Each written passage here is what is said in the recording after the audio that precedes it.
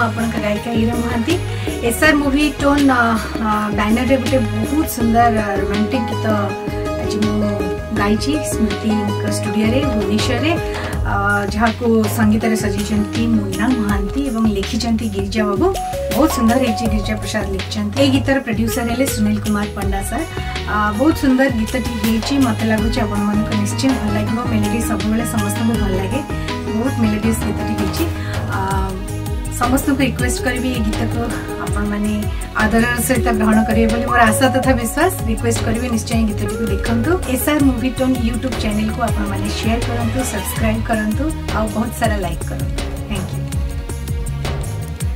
जय जगन्नाथ। नमस्कार। मुन्ना महांती संगीत निर्देशक। आज स्मृति स्टूडियो भुवनेश्वर रे एसआर मूवी टोन पई मो गोटे नवा गीत रेकॉर्ड कली। युव गीतिकार गिरिजा प्रसाद, कंठशिल्पी अच्छा ओडिशा सुप्रसिद्ध कंठशिल्पी हीरा महांती महोदय एवं प्रयोजक अच्छा सुनील कुमार पंडा। आपण मानक अनुरोध एसआर मूवी टोन को लाइक शेयर सब्सक्राइब करिए। जय जगन्नाथ। नमस्कार। मैं गीतिकार गिरिजा प्रसाद।